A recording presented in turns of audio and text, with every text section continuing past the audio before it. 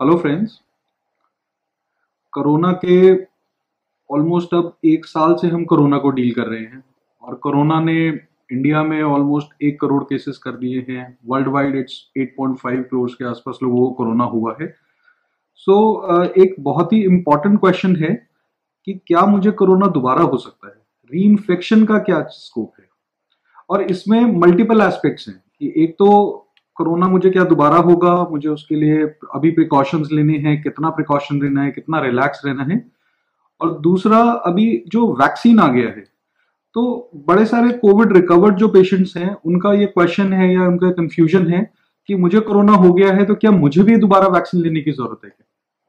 तो इस वीडियो में हम ये सारे पॉइंट्स डिस्कस करेंगे कि री इन्फेक्शन फर्स्टली तो होता क्या है, उसके क्या स्टडीज, हमारी जो मेडिकल स्टडीज होती हैं वो उसके बारे में हमें क्या बताती हैं कि क्या इन्फेक्शन होने का चांस है। देन उसका मेरे को प्रिकॉशंस कैसे रखना है। प्लस लास्ट पॉइंट ये रहेगा कि वैक्सीन जो होगा, वैक्सीन क्या मुझे कोरोना हो गया है तो क्या फिर भी मुझे वैक्सीन की जरूरत है, और इन सब का रीजन या लॉजिक इसका ये समझने की हम ट्राई करेंगे। तो सबसे पहले आई विल स्टार्ट विद कि री इन्फेक्शन होता क्या है। देखिए, री इन्फेक्शन का मतलब ये नहीं है कि मुझे मेरा जो आरटीपीसीआर टेस्ट जिससे मुझे कोरोना डायग्नोज हुआ था कि वो मेरा 2 महीने बाद दोबारा से अगर पॉजिटिव आता है तो वो मेरा री इन्फेक्शन है। ये बात बहुत ही क्लियर समझना है। Repeat PCR does not always mean a reinfection, क्योंकि पीसीआर हमने पहले वाली बहुत सारी वीडियोस में वी हैव ऑलरेडी डिस्कस्ड कि पीसीआर टेस्ट किसी किसी पेशेंट का 2-2 3-3 महीने तक भी पॉजिटिव रह सकता है, क्योंकि पीसीआर बॉडी के अंदर जो डेड वायरस का पार्टिकल पड़ा है उसको डिटेक्ट करता है। तो पीसीआर के बेसिस पे री इन्फेक्शन डिफाइन नहीं होता है। री इन्फेक्शन के लिए आपको जो आपका पीसीआर टेस्ट है उसका जीनोमिक स्टडी करना पड़ता है कि पहले वाला मेरा ए स्ट्रेन था और अब मेरा जो कोरोना का ही वो स्ट्रेन थोड़ा सा अलग है, तो मेरा देन वी कैन से कि पहले मुझे ए वायरस से था, अब मुझे बी वायरस से अगर इन्फेक्शन हुआ है तो मैं बोल सकता हूं कि मुझे री इन्फेक्शन हुआ है। तो ये री इन्फेक्शन का होता है। Then secondly I should have all the symptoms again की फीवर है, कॉफ है, उसके साथ मेरे को अगर ये पीसीआर का नया स्ट्रेन का अगर मुझे कुछ आइडिया लगता है पीसीआर के जीनोमिक स्टडी से, only then I can say कि री इन्फेक्शन हो सकता है। अब री इन्फेक्शन कितना है, क्या है, ये किसी भी कोई हमारे पास बहुत बड़ा डेटा नहीं है। जैसे मैंने आपको बताया, वर्ल्ड में अभी तक 8.5 करोड़ लोगों को कोरोना हो चुका है, लेकिन मल्टीपल कंट्रीज, और कोरोना ने ऑलमोस्ट हर कंट्री को इम्पैक्ट किया है, बट हमें किसी भी कंट्री का कोई ऐसा बहुत बड़ा डेटा नहीं मिलता कि क्या री इन्फेक्शन होता है नहीं। हर कंट्री से हमें री इन्फेक्शन की स्टोरीज आती हैं कि री इन्फेक्शन हुआ, एक एक पेशेंट को री इन्फेक्शन हुआ, 3-4 पेशेंट को री इन्फेक्शन हुआ। इंडिया से भी, बॉम्बे से हमारे पास 2-3 पेशेंट्स का आया था, देन नोएडा से हमारे पास 2-3 पेशेंट्स का आया था कि उनको री इन्फेक्शन हुआ था। बट आप समझिए कि 2-3 पेशेंट का 1 करोड़ के सामने is a very very small number. तो हमारे पास कोई भी लिटरेचर ऐसा नहीं है जिसमें जो हमें ये बोले कि आपके 1% या 0.1%, अगर 1 करोड़ का 1% इंडिया में बात करेंगे तो it turns out to be 1 lakh, 1 lakh लोगों को री इन्फेक्शन हुआ, या अगर 0.1 भी बात करेंगे तो 10,000 लोगों को री इन्फेक्शन हुआ। तो ऐसा हमारे पास कोई भी डेटा नहीं है जो हमें ये बताता है कि इतने लोगों को री इन्फेक्शन हुआ। अब इसमें पॉसिबिलिटीज क्या हो सकती हैं, तो मैं आपसे 3 थ्योरी शेयर करना चाहता हूं and this is my opinion. तो बेसिकली 3 थ्योरीज जो मुझे लगता है, फर्स्ट इज कि री इन्फेक्शन हो ही नहीं रहा। सेकंड इज कि री इन्फेक्शन हो तो रहा है लेकिन पेशेंट सिम्टोमेटिक नहीं हो रहे। आप अपना टेस्ट जाके कब कराते हो, कि बेसिकली जब मुझे खांसी बुखार या कोई सिम्टम आ रहा है। अगर हो सकता है कि जो उसका कोरोना ठीक हो गया है वो एक कैरियर की तरह बिहेव कर रहा है कि उसको कोरोना दोबारा हुआ लेकिन उसको सिम्टम्स नहीं हुए, उसकी बॉडी में ऑलरेडी एंटीबॉडीज थी और वो सिर्फ ट्रांसमिट करता है। This is another second theory. और तीसरी थ्योरी एक कॉन्स्पिरेसी थ्योरी लोग बताते हैं, बोलते हैं कि डिस्कस करते हैं कि कंट्रीज में री इन्फेक्शन हो रहा है लेकिन वो अंडर रिपोर्ट हो रहा है, वो रिपोर्ट ही नहीं कर रहे हैं। तो बट दिस के नॉट बी ट्रू, क्योंकि हम ये नहीं मान सकते कि हर कंट्री के अंदर एक ग्लोबल प्लान बना हुआ है कि री इन्फेक्शन होंगे और रिपोर्ट नहीं होंगे। Corona is not just about India और यूएसए और any other particular country, corona is world wide. तो अब थर्ड थ्योरी इसलिए मुझे सही नहीं लगता। तो बेसिकली 2 थ्योरीज बचता है कि या तो री इन्फेक्शन नहीं होता है या फिर होता है और वो री इन्फेक्शन कैरियर्स की तरह बिहेव करते हैं। तो अब इन थ्योरीज के बेस पे कुछ हम स्टडीज को एनालाइज करेंगे कि बेसिकली हमारा जो मेडिकल साइंस के जो लिटरेचर होते हैं, जो हमारे स्टडीज होती हैं, वो हमें क्या बताती हैं री इन्फेक्शन और इन थ्योरीज के बारे में। तो बिफोर आई टेल यू थोड़ा इसके आगे थोड़ा टेक्निकल है, तो मैं आपको थोड़ा एक एंटीबॉडीज के बारे में समझा देता हूं। Most of the people I am sure would be knowing कि एंटीबॉडी क्या होता है, लेकिन जिनको नहीं पता, एंटीबॉडी बेसिकली हमारी बॉडी में जब कोई वायरस या बैक्टीरिया या कुछ भी एक ऐसा बाहर का हो जाता है तो बॉडी उससे फाइट करने के लिए एंटीबॉडीज बनाती है।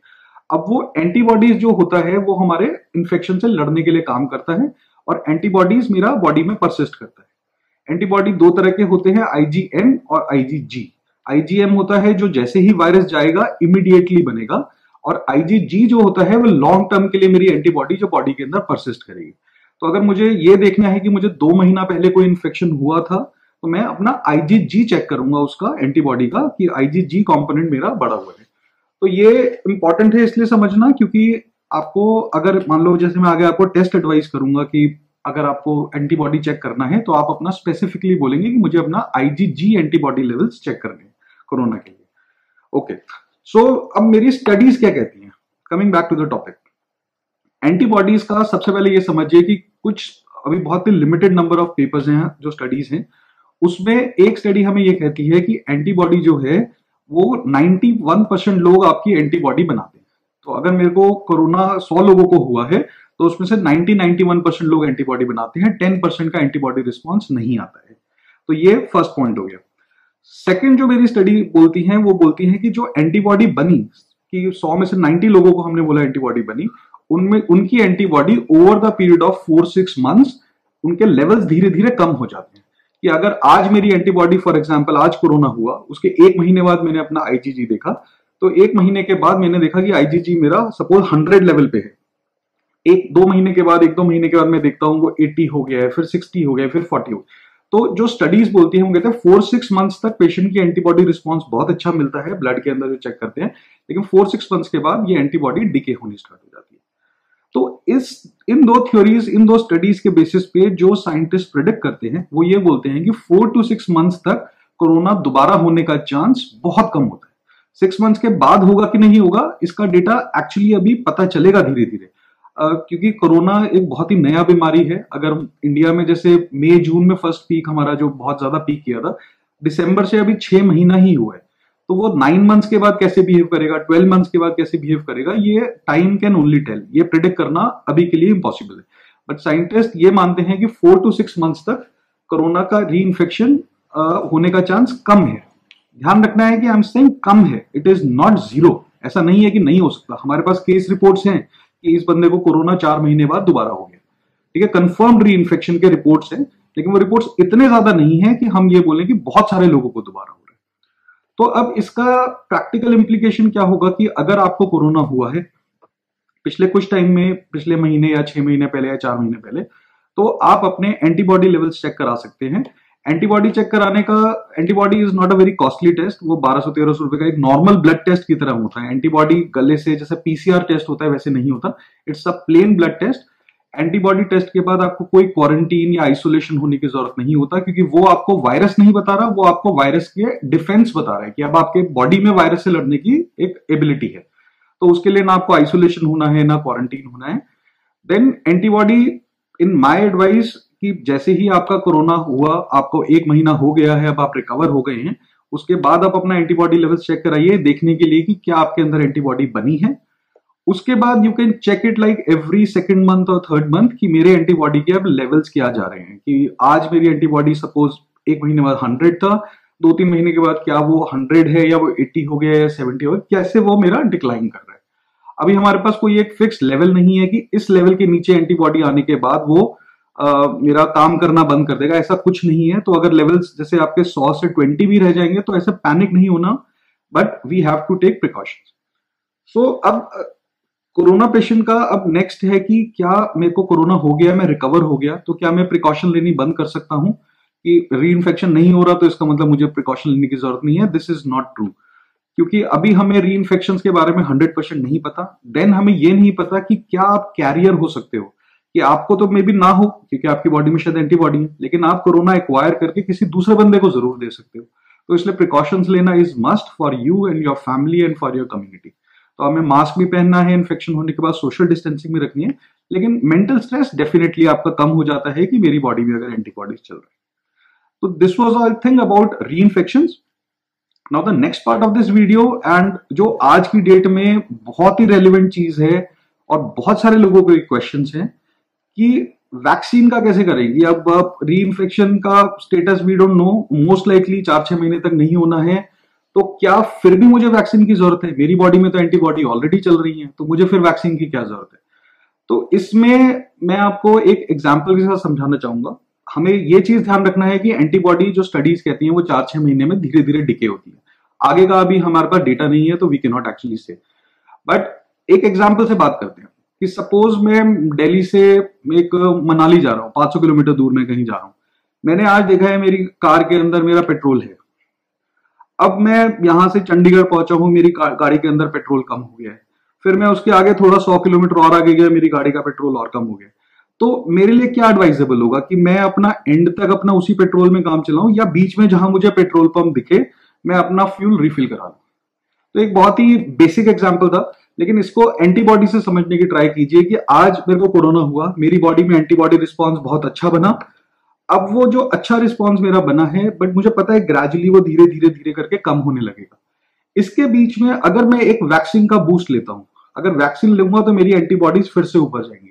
तो जितना ज्यादा मेरा एंटीबॉडी बनेगा उतना मैं अपने आप को प्रोटेक्टेड फील करूंगा, उतना दोबारा होने का चांस कम होगा, उतना मेरा कैरियर बनने का मे बी पॉसिबली चांस कम हो।